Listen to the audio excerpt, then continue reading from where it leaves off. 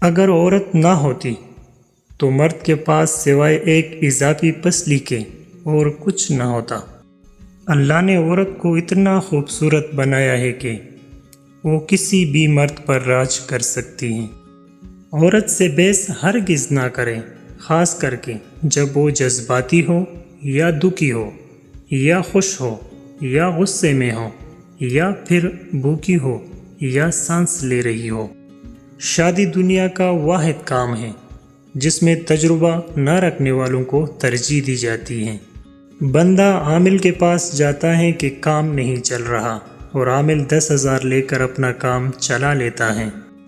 وہ کتاب پڑھے جن کتابوں پر بندش ہے، ان لوگوں سے ملے جن کو معاشرہ برا کہتا ہے، ان جگہوں پر جائے جہاں جانا منع ہے، بہت کچھ نیا سیکھنے کو ملے گا۔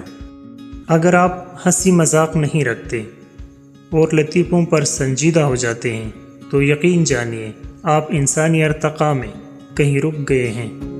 تعلیم جس کے اندر داخل ہوتی ہے وہ سادگی اختیار کرتا ہے اور جس کے اوپر سے گزر جاتی ہے وہ ماڈرن بن جاتا ہے۔ جب مرد کی زندگی میں صرف نیک عورت کی خواہش رہ جائے تو سمجھ لو اللہ اس سے راضی ہیں۔ اخلاق کے پیچھے کردار کا ہونا لازمی ہے۔ منہ کی مٹاس اور چہرے کی مسکراہٹ کو اخلاق نہیں بلکہ فن کہتے ہیں۔ عورت ایک پاکیزہ چیز ہے۔ مرد کے سائے میں جو عورت ٹھنڈک محسوس نہ کرے وہ ساری زندگی تپتی صحرا میں بسر کرتی ہیں۔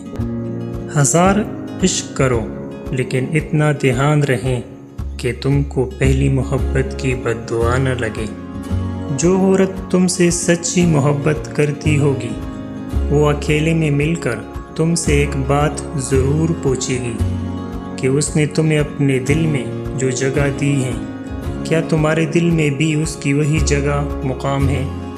تم سے محبت میں مبتلا ہر انسان یہ جاننا ضرور طلب کرتا ہے